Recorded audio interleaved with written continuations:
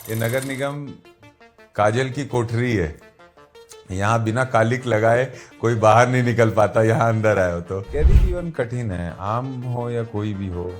मैं भी बंदी था, वहाँ विधायक नहीं था। विधायक के लिए कोई अलग नियम नहीं बना हुआ है वहाँ पे। कद से है ना, आप कन्विंस नहीं कर सकते। मैं कद पे नहीं जाना चाहता, मैं कन्विंसिंग में जाना चाहता हूँ। ये कदम नहीं रुकने चाहिए अंतिम सांस तक, यही तय करके आए हैं जेल से। देवेंद्र जी, बहुत स्वागत है हमारे खास कार्यक्रम में।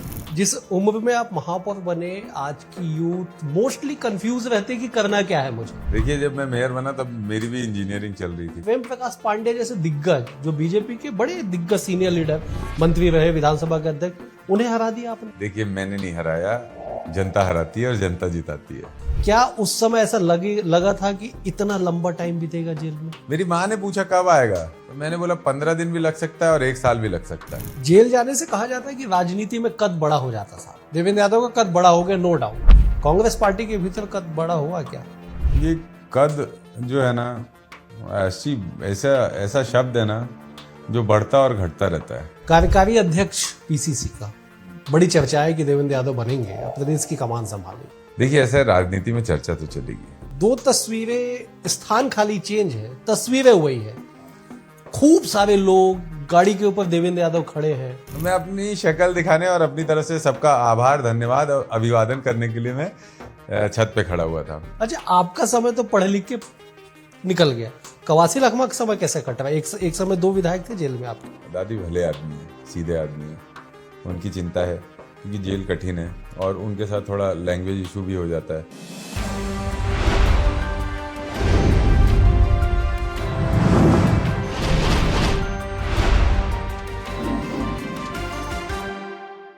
नमस्कार, बीएस टीवी के खास कार्यक्रम में आप सभी का स्वागत है।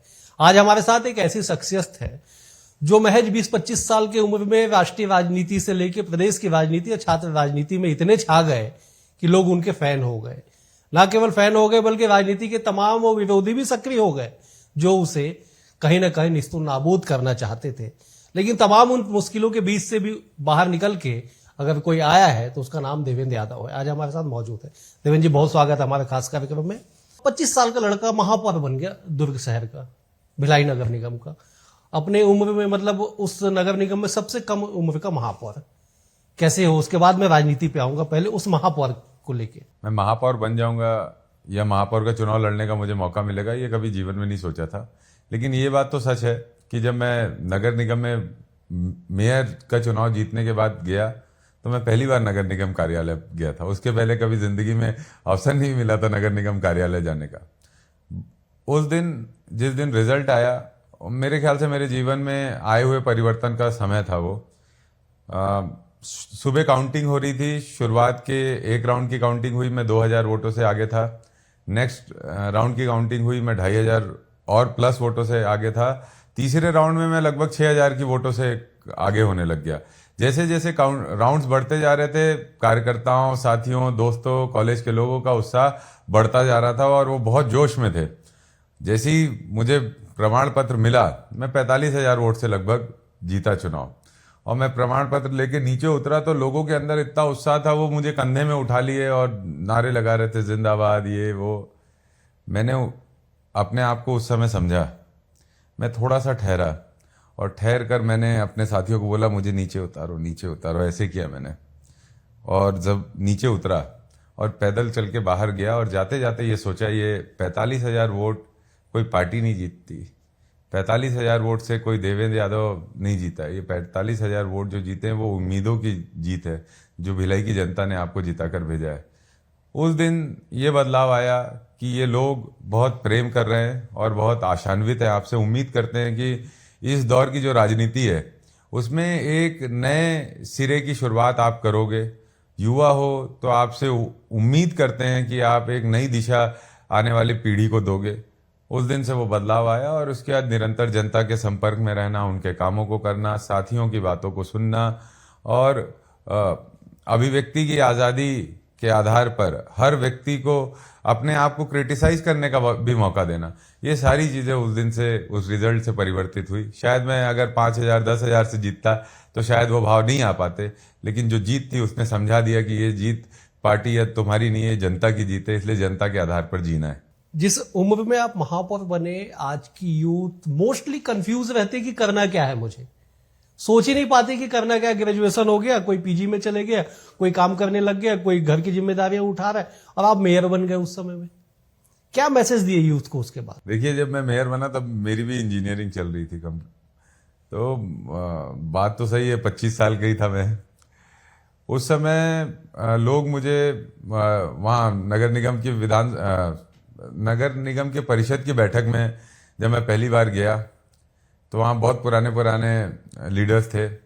उन्होंने एक भाषण में एक बात कही, मुझे आज भी याद है, ये नगर निगम काजल की कोठरी है, यहाँ बिना कालिक लगाए कोई बाहर नहीं निकल पाता, यहाँ अंदर आए हो तो ठीक है। और नगर निगम एक जगह ही ऐसी है जहाँ पर बड़ा लोगों का रोजमर्रा के जीवन से आपका जुड़ाव है, डायरेक्ट कनेक्शन है लोगों को। मेरे लिए वो चैलेंजिंग था और सरकार भी नहीं थी। लेकिन अच्छी बात यह है कि उस काजल की कोठरी से 5 साल बड़े आराम से हम निकले, क्योंकि कभी रुचि नहीं हुई हमारी। रुचि किसी और विषय पे गई नहीं, रुचि ये रही कि जनता की सेवा करनी है, जनता के लिए काम करना है, जनता के साथ जुड़ना है, जनता को समझना है और उनकी जो भावना है उसके आधार पर काम करना। और जो एक डेवलपमेंट का प्रोसेस चलता है ना सर, हम बड़ी बड़ी बातें करते हैं कि हम ये बदलाव कर देंगे, हम ये बदलाव कर देते हैं। अक्सर राजनीतिक दलों की तरफ से बातें आती है, राजनेताओं की तरफ से, लेकिन जो सच्चाई है, प्रशासनिक ढांचा जो चलता है, उस प्रशासनिक ढांचे को आप बेहतर चला लिए तो आप जनता को खुश कर दोगे। आप बहुत बड़ी बड़ी योजनाएं या बहुत बड़े बड़े वादे करने की जगह जो वस्तु स्थिति में जो रिक्वायरमेंट है, जो लोगों को की मूलभूत आवश्यकताओं से जुड़ी हुई है, भले बिल्डिंग परमिशन की बात हो, सफाई की बात हो या शासकीय दफ्तरों में फाइल मूवमेंट की बात हो, ये सारे इंपॉर्टेंट पॉइंट्स है। आज देख लो, बड़े वादे हो जाते हैं लेकिन जो प्रोसेस है उसको कोई सुधारने की कोशिश नहीं करता। तो हमने भिलाई नगर निगम में मेयर रहते हुए प्रोसेस को ठीक किया ताकि जो व्यवस्थाएं निरंतर चलने वाली हैं वो बेहतर तरीके से लोगों को मिल जाए, बिना परेशानी के मिल जाए, बिना किसी भ्रष्ट आचरण के मिल जाए। अच्छा, 2016 में तो मेयर बन गए। 18 का वो दिन जब टिकट अनाउंस हुआ कि विधानसभा चुनाव लड़ेंगे देवेंद्र यादव, हाँ, कैसा महसूस हुआ?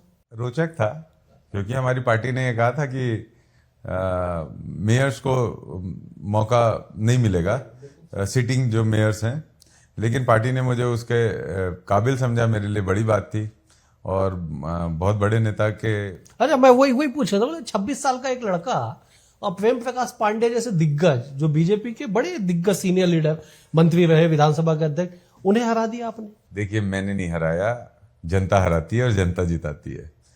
हाँ, ये जरूर बात है कि आप जिनसे प्रतिस्पर्धा कर रहे हो, अगर वो व्यक्ति दमदार है, मजबूत है, विवेकशील है, तो आपको उससे सीखने बहुत कुछ मिलता है। मेरे साथ नगर निगम में भी यही हुआ कि विपक्षी इतने मजबूत थे कि उनसे मैंने काफी कुछ सीखा लड़ते लड़ते। वो मुझे सिखाते गए, मुझे क्रिटिसाइज कर करके मुझे सिखाते गए। वैसे ही जब विधानसभा की राजनीति में आया तो प्रेम प्रकाश जी इतने वरिष्ठ नेता हैं और इतना उनको अनुभव है छत्तीसगढ़ की राजनीति का या विधायिका का कि उनसे फाइट करते करते अपने आप में इम्प्रूवमेंट आ गया। तो ये कह सकता हूं कि उनके खिलाफ चुनाव लड़ना मेरे लिए अच्छा है, क्योंकि मुझे उनसे भी सीखने मिलता है। उनकी योजना बनाने का तरीका, उनके काम करने का तरीका, मैं भी अपने आप में इम्प्रूवमेंट करता हूं उनको देख देख के कि वो ऐसा कर रहे हैं, हमें ऐसा करना चाहिए। एनएसयूआई की राजनीति कैसे भाई? प्रदेश अध्यक्ष की जिम्मेदारी मिली, फिर राष्ट्रीय सचिव भी आप बनाए गए। क्या एज वही होगी जब राष्ट्रीय सचिव बने? तो मैं एनएसयूआई का प्रदेश अध्यक्ष 21 साल की उम्र में बन गया था। 19 साल में मैं जिला अध्यक्ष बना, 21 साल में प्रदेश अध्यक्ष बना, 23 साल में राष्ट्रीय सचिव नहीं 24 साल में राष्ट्रीय सचिव बना और 25 साल में मैं मेयर का इलेक्शन लड़ा। 28 साल में एमएलए लड़ा, 33 साल में दोबारा एमएलए लड़ा और 34 साल में मैं लोकसभा लड़ा और 34 साल में ही मैं जेल गया। अच्छा, जेल से याद आया, दुर्ग भिलाई की राजनीति आपने की। दुर्ग भिलाई के थानों में मामला दर्ज नहीं हुआ? रायपुर के एसीबी में मामला दर्ज, रायपुर के पंडवी थाना में मामला दर्ज, रायपुर के ईडी में मामला दर्ज। दुर्ग भिलाई कैसे छूट गया? देखिए, ऐसा है कि शुरुआत में जब मेयर नहीं बने थे ना तो दुर्ग भिलाई में ही ज्यादा मामले होते थे। हम लोग यूनिवर्सिटी हमारी थी स्वामी विवेकानंद यूनिवर्सिटी सेक्टर 8 में, तो हम कॉलेज से निकलते थे, इंजीनियरिंग में थे, रुंगटा इंजीनियरिंग में। हम सारे हमारे जितने भी साथी जो भी विषय रहता था रोज हम लोग यूनिवर्सिटी पहुंच जाते थे। तो देखिए ये थानों में मामले दर्ज होना किसी कार्यकर्ता की सक्रियता का भी एक समझ से देखा जा सकता है। ऐसा नहीं है कि हम अपने व्यक्तिगत कारणों के कारण थानों में मामले दर्ज हो रहे हैं, सार्वजनिक हितों के कारण थानों में मामले दर्ज हो रहे हैं। आप देखेंगे यूनिवर्सिटी के आंदोलन या फिर राज्यपाल के यहाँ पे जाना, मुख्यमंत्री के यहाँ पर जाना, बड़ी भीड़ के साथ जाना, इसको ये राजनीति का गहना है। अगर आप इसको भी नहीं होने दोगे तो नए नेता कैसे निकलेंगे, समाज में सुधार करने वाले कैसे निकलेंगे? अगर कभी भी कोई बड़ा सुधार आता है किसी भी युग में तो वो आंदोलन से ही आएगा। अच्छा, एक बात यह है कि हर पद के साथ आपका विवाद जुड़ता है। हाँ, एनएसयूआई में जब आप अध्यक्ष थे तो मुझे याद आ रहा है कि वीडियो वायरल हुआ, कहीं मारपीट का चंदा उगाही के नाम पे देवेंद्र यादव ने पीट दिया किसी को, ये वीडियो सामने आया। आप मेयर बने तो जमीन के कई मामले आपके पीछे पड़ गए कि साहब देवेंद्र यादव ने तो कब्जा कर लिया जमीन पे, शासकीय जमीन पे कब्जा कर लिया। विधायक रहते आपको जेल जाना पड़ गया, अच्छा हुआ सांसद नहीं बने। नहीं, देखिए ऐसा है कि अगर मैं कहूं एनएसयूआई के समय एक प्रकरण में, आप लोग तो जानते ही हैं, पूर्व हमारे पार्टी के ही एक वरिष्ठ नेता थे, वो ट्रैप करा के मुझे पार्टी में से सस्पेंड करवा दिए थे। लेकिन उसका नुकसान इसलिए नहीं हुआ क्योंकि सच को आने में भले समय लग जाता है लेकिन सच सामने आता है। 1 साल में पार्टी से निष्कासित था, 1 साल बाद लोगों के सामने स्पष्टता आई कि नहीं, देवेंद्र को फंसाया गया और वापस मुझे प्रदेश अध्यक्ष बनाया गया और साथ ही साथ राष्ट्रीय सचिव बनाया गया और उसके 1 साल बाद मेयर की टिकट दे दी गई। तो ऐसा नहीं है कि आप सही रहोगे, आपको जितना फंसा ले आदमी आपको उसका लाभ मिलेगा, देर सवेर आप सच्चाई सामने आएगी। मेयर रहते हुए मेरे ऊपर किसी तरह का कोई आरोप नहीं लगा, कोई जमीन से जुड़ा हुआ मेरे ऊपर आरोप नहीं लगा, और जितने भी आरोप लगते हैं लगाने वाले भी अपने ही लोग हैं, मतलब अपने लोग मतलब जैसे भारतीय जनता पार्टी के हैं, अपने छत्तीसगढ़ के ही हैं, प्रतिद्वंदी हैं, हम लोग चुनाव आपस में लड़ते हैं, तो बनता है इतना। तो इतना नहीं करेंगे तो क्या फिर मतलब क्या राजनीति का? आप बताइए, कहीं से चुनाव किसी से लड़ लेंगे, किसी को हरा देंगे, किसी को हरवा देंगे, किसी से चुनाव जीत जाएंगे, तो बंदा कम से कम कोर्ट वोट जाके तो हल्ला मचाएगा, या वो भी नहीं करने दें हम उसको, तो लोकतंत्र कहाँ रहेगा? इसलिए होने दीजिए। और देखिए, चिंता वो करे जिसने कुछ गड़बड़ की है। मुझे ये पता है, आज पेपरों में कोई छपा दे कुछ भी मेरे खिलाफ, मैं जेल में था तब भी मैं न्यूज़पेपर पढ़ता था और बड़े बड़े हेडिंग पढ़ता था कि कोर्ट से फटकार लगी और इनकी विधायकी जाने वाली और ये होने वाला। मैं आने वाला था उस सवाल पे, मैं उसको बोल दूं, अच्छा आप मैं आने वाला था कि बस मतलब तैयारियां हो गई थी साहब, शपथ ग्रहण हो जाएगा अब तो वही बात है, पेपरों में छपता था, वहां जेल में भी जो मेरे को देखता था बोलता था, अरे भैया आपका पेपर में छपा है, आपका विधायकी बचा लो। अब मैं देखता था, मैं बोला ठीक है भाई। आप देखिए, ऐसा है, रिएक्ट करके क्या मिलेगा? मैं वहां सफाई देते रहूं, उसका क्या मिलेगा? सच्चाई तो सामने आएगी ना देर सवेर। इसलिए लोगों को आनंद आता है नैरेटिव बनाने में। मैं नैरेटिव बनाने में कभी काम नहीं करता, मैं ओरिजिनलिटी पे काम करता हूं। मैं कभी नैरेटिव मेकिंग पे मेरा कोई इंटरेस्ट नहीं रहा। नैरेटिव बनाते हैं कि इसको हटा देंगे, कोर्ट का फिर आता है कि ये स्टे हो गया मामला, तो चलता है। आगे क्या? आगे संघर्ष संघर्ष संघर्ष संघर्ष, ये कदम नहीं रुकने चाहिए अंतिम सांस तक। यही तय करके आए हैं जेल से। जो आत्मचिंतन करने का मौका मिला उससे यही समझ में आया कि भाई ये जीवन अगर मिल रहा है, ये समय आपको ईश्वर दे रहा है, और पलट कर देखो तो 34 साल की उम्र में आपको ये आपको समय देखने का मौका मिला, ये जगह देखने का मौका मिला, तो ऊपर वाला का ये इशारा है कि आप जन सेवा में कुछ बेहतर योगदान दो, ताकि बहुत सारी पीढ़ियां तो याद नहीं रख पाती, इतिहास में तो आप अपना नाम नहीं दर्ज कर सकते, क्योंकि 2500 साल का इतिहास मैंने पढ़ा तो सदियां एक कॉलम में खत्म हो जाती है। तो ये जरूर है कि जाने के बाद भी 5-10 साल लोग शायद याद कर लें, वही बेहतर हो। तो उस हिसाब से काम करना है और मेहनत करनी है, पद, स्थान, जगह ये मायने नहीं रखते। कर्म महान होना चाहिए, कर्म इम्पोर्टेंट है।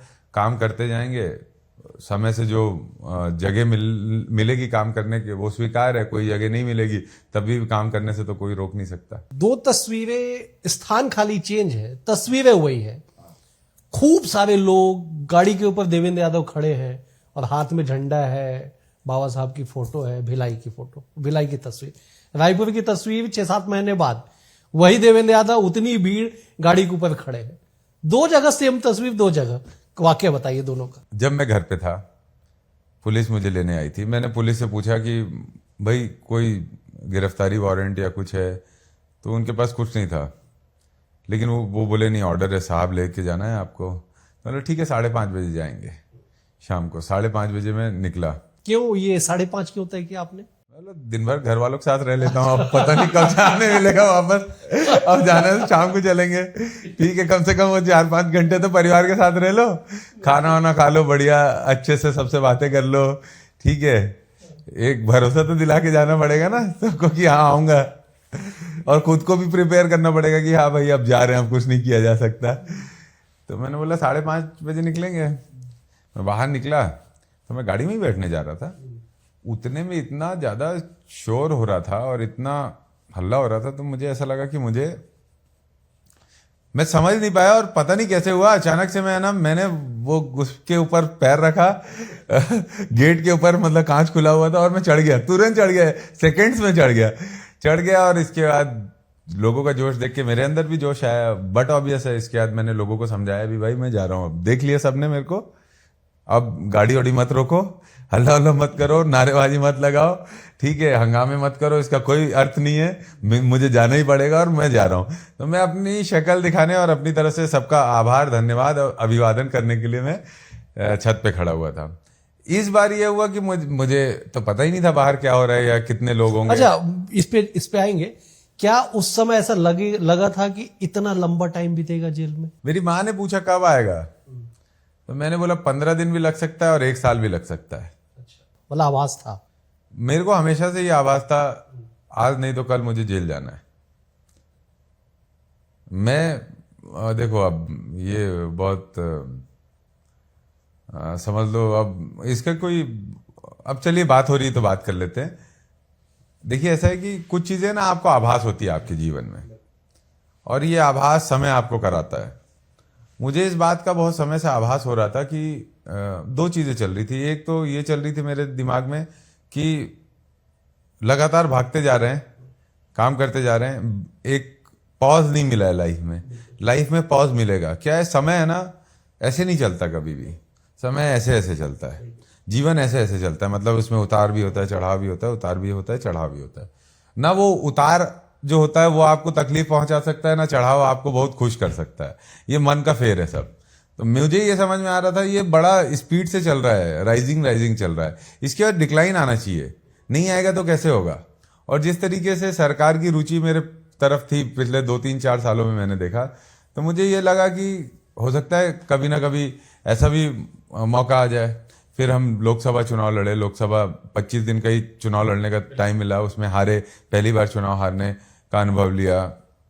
फिर इस मामले में जिस तरीके से बयान आ रहे थे, तो मैं समझ चुका था कि इनकी रुचि है मुझे दबाने की और जेल भेजने की। और प्रशासन है, दोस्ती दोनों तरफ रहती है, खबरें आई जाती है। खबरें हमारे पास भी आ गई थी कि भाई आप अग्रिम जमानत ले लो, आप यहाँ से चले जाओ, आपको कभी भी गिरफ्तार कर लेंगे इन लोग इसी चक्कर में। तो मैंने अपने परिवार में भी बात की कि अब क्या करें, ऐसी ऐसी बात आ रही है। तो बोले अग्रिम जमानत ले लो, ये कर लो। मैं बोला मैं क्यों करूंगा यार, मैंने कोई गलती थोड़े ना की, मैं क्यों भागूंगा, मैं तो यहीं रहूंगा। इनको गिरफ्तार करना है कर लो गिरफ्तार, ना मैं रुकूंगा, ना मैं बोलना बंद करूंगा। जो सच्चाई है, सतनामी समाज के युवाओं के साथ गलत हुआ, बहुत सारे बेकसूरों को जेल में डाला गया, मारा गया, उनके 8 महीने जीवन के उनका शोषण हुआ, ये सच्चाई है, मैं बोलूंगा और मैं बोल रहा था। उसके बदले इनको मुझे जेल डालना था, मेरे पास भी खबर थी आज नहीं तो कल डाल देंगे, इन्होंने डाल दिया। हाँ, मैंने अपनी माँ को ये जरूर कहा था कि 15 दिन भी लग सकते हैं और 1 साल भी लग सकते हैं, लेकिन सच्चाई ये है, इंसान उम्मीद पे जीता है। हर समय ये उम्मीद होती थी कि नहीं, आप छूट जाएंगे, आप छूट जाएंगे। और जो उतार और चढ़ाव की बात मैं कर रहा था, जेल में रहते रहते एक समय ये आ गया, उम्मीदें खत्म हो गई और इंसान वो समभाव में आ गया कि हम जेल में भी हैं तब भी ठीक है, बाहर भी हैं तब भी ठीक है। खुशी और गम एक जैसा लगने लग गया, तो वो समभाव जेल ने लाया। शायद इसी के लिए जेल गया था मैं। बहुत बहुत लंबा समय रहा जेल में कटा काफी लंबा समय। कैसे बीता वो समय? बहुत इंपॉर्टेंट, एक एक दिन का कटना। कोई साधन नहीं आपके पास, मोबाइल नहीं, बातचीत करने के लिए आपके अपने लोग नहीं। देखिए, ऐसा है कि मैं शुरुआत में जब गया था ना, तो मैं किताबें लेके गया था काफ़ी सारी, और मैं इसी रुचि से गया था कि मैं तो पढ़ के निकाल लूँगा। सबसे पहले मैंने गीता पढ़ी, फिर कृष्ण जी को पढ़ा, फिर रामचंद्र गुहा जी की किताबें मेरे पास एक थी। मैंने रामचंद्र गुहा जी को जब एक किताब उनकी पढ़ी, गांधी, उसके बाद उनकी लेखिकी का जो आनंद मैंने महसूस किया, मैंने उनकी जुड़ी हुई 5-6 किताबें और मंगा ली, और भारत के इतिहास को समझा जाना। उसके बाद रुचि और बड़ी इतिहास को जानने की। फिर मैंने जवाहरलाल नेहरू जी को पढ़ना चालू किया, विश्व इतिहास की झलकें, डिस्कवरी ऑफ इंडिया, इस तरह की बहुत सारी, स्वामी विवेकानंद जी को पढ़ा। ऐसे करके मैंने फिर पढ़ना चालू किया। 2-2.5 महीने पढ़ने में, 2 महीने पढ़ने में खूब रुचि रही, खूब पढ़ा। फिर अपने आप से ही बातें करता है ना इंसान, अपने स्ट्रेंथ को बढ़ा सकता है और कुछ नहीं कर सकता। इसके बाद मैंने अपने आप में होमवर्क करना चालू किया, उपवास की प्रैक्टिस की, काफ़ी उपवास रखे, लंबे लंबे उपवास रखे, कि अपनी स्ट्रेंथ चेक कर रहा था कि कितना उपवास रख सकता हूँ। 14 दिन का उपवास रखा था एक नवरात्रि के समय, तो हाँ, फल खा के रहे। फिर ये भी प्रैक्टिस की कि कितने दिन भूखे रह सकते हो बिना कुछ खाए, तो ऐसा करके भी देखा। 72 घंटे, एक समय एक बार 72 घंटे में बिना कुछ खाए पानी पी रहा। तो ऐसे ही अपने आप के साथ खिलवाड़ कर रहे थे वहां रहते रहते, और क्या करें। फिर ये सबसे हटा रुचि तो एक्सरसाइज में आ गई कि रनिंग करेंगे, एक्सरसाइज करेंगे, तो उसमें अपने आप को व्यस्त करके रखे थे। नहाना दोनों टाइम करते थे, नहाने में भी तो समय लगता है ना, सुबह बढ़िया नहाओ, इसके बाद शाम को अलग नहाओ, तो ये भी आधा घंटा आपका टाइम पास होता था। ऐसे ही करते थे। आप चूक गए, लेकिन एक बड़ा चीज आपसे छूट गया। कुछ दिन और जेल में रहते तो कुंभ स्नान भी जेल ही में करा देते, सरकार ने करा। वैसे कुंभ स्नान, पानी आ गया, वहाँ का जल आ गया था, गंगा जल आ गया था। माँ गई थी कुंभ, तो वो माँ और भैया लोग गए थे, भाभी, तो वो उन्होंने दिया था, तो आया जल। तो मुझे ये महसूस हुआ कि मैं इसका अकेले का क्या करूँगा, मैं क्या करूँगा। तो जितने लोग भी थे मैंने सबको दे दिया। कुंभ का जल है भाई, सब लोग छू लो छू लो। और अपनी अपनी आस्था के आधार पर मैंने भी छू लिया, लगा लिया हल्का सा, और सबको दे दिया कि सब लोग अपनी आस्था के आधार पर छू लो, छिड़क लो। आम कैदियों की लाइफ कैसी है जेल में? क्योंकि आप विधायक हैं, दूसरे बार के विधायक हैं, बड़ी जिम्मेदारी रहे आपके पास। आम कैदियों की जीवन कैसे है? कैदी जीवन कठिन है, आम हो या कोई भी हो। मैं भी बंदी था वहाँ, विधायक नहीं था। विधायक के लिए कोई अलग नियम नहीं बना हुआ है वहाँ पे। जो आम बंदी के लिए नियम है, वही नियम विधायक के लिए है। देखिए, जेल बहुत ज़्यादा कठिन है, जानवरों जैसे रहना पड़ता है वहाँ पर। आप इस बात को समझिए, जैसे एक तबेला होता है ना, इतने बजे खोलेंगे, इतने बजे चारा दे देंगे, और फिर बांध देंगे, और फिर दूह लेंगे आप, मतलब दूध देने वाले हो आप, तो वैसे ही है। मतलब वहाँ पे जो लोग हैं, जो बड़ी बड़ी सजाएं जिनको हो गई 14 साल, 15 साल, 20 साल की, तो वो लोगों का काम बटा हुआ है कि किसी को झाड़ू लगाना है, किसी को पोछा करना है, किसी को वहाँ रजिस्टर का काम है, किसी का हॉस्पिटल का काम है। तो वो समय पे लोग अपने अपने काम पे 5:30 बजे उठना है सबको, गाना बजने लग जाता है, इतनी शक्ति हमें दे न दाता, मन का विश्वास कमजोर होना। तो सुबह 5:30 बजे लाउड स्पीकर में गाने बजने चालू हो जाते हैं, और 5:30 बजे सब लोग निकल जाते हैं। इसके बाद सब, किसी का तबेले, मतलब वहाँ गौशाला है, गौशाला में काम है, किसी का खाना बनाने में काम है, सब लोग अपने अपने काम पे निकल जाते हैं। आप क्या काम करते थे? हम बंदी थे, बंदियों को काम नहीं मिलता है। जो सजा आफ्ताब। हाँ, उनको मिलता है, बंदियों को काम नहीं रहता था, तो हम लोग के लिए तो और चुनौतीपूर्ण रहता था। तो हमने तो बताया हम कैसे अपने आप को एंगेज रखते थे। न्यूज़पेपर पढ़ते थे, एक एक लाइन छोड़ते ही नहीं थे। मतलब ऐसा है कि किसने विज्ञप्ति दी ना, उसके भी नाम याद है। जैसे एक बात मैं बताता हूँ, हमारे यहाँ पे भिलाई में एक मॉर्निंग क्लब है, ठीक है, सिविक सेंटर में मॉर्निंग क्लब चलता है। मैं सोचा था जब उन लोगों से मिलूंगा, भिलाई जाऊंगा, अभी मुलाकात नहीं हुई, तो मैं बताऊंगा उनको कि तुम्हारे मॉर्निंग क्लब का इलेक्शन हुआ है, वहाँ उसमें ये सचिव बना, ये अध्यक्ष बना और ये सदस्य बने, मेरे को पता है। क्योंकि इतना समय रहता था कि वो छोटी छोटी न्यूज़ भी आदमी इंटरेस्ट से पढ़ ले। अच्छा, आपका समय तो पढ़ लिख के निकल गया, कवासी लखमा का समय कैसे कट रहा है? एक समय 2 विधायक थे जेल में आपके। हाँ, दादी तो बहुत दादी भले आदमी है, सीधे आदमी है। उनकी चिंता है क्योंकि जेल कठिन है और उनके साथ थोड़ा लैंग्वेज इशू भी हो जाता है, क्योंकि वो बस्तर के लोग, बस्तर में कम, बस्तर के रहने वाले हैं, वहाँ के लोगों से ज़्यादा उनका यहाँ पर लोगों की बोली भाषा और कनेक्टिविटी में भी दिक्कत होती है।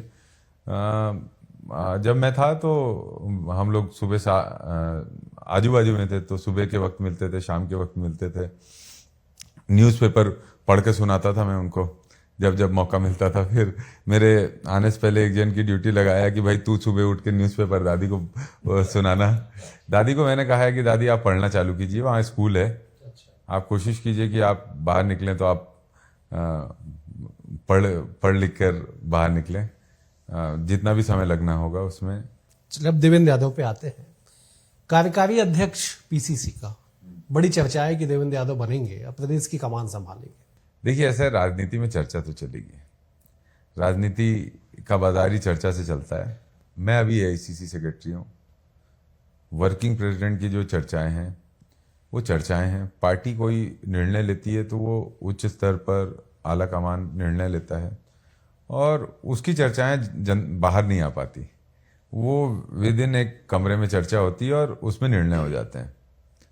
मेरी जहाँ तक बात है, पार्टी ने मुझे जब जो जिम्मेदारी दी है मैंने उसका पूरा निर्वहन किया है और पार्टी ने अभी मुझे एआईसीसी सेक्रेटरी बनाया है, बिहार का चुनाव का प्रभारी बनाया है। मेरी रुचि उसमें है, वहाँ पे मुझे काम करना है और प्रदेश में भिलाई की जनता के लिए काम करना है।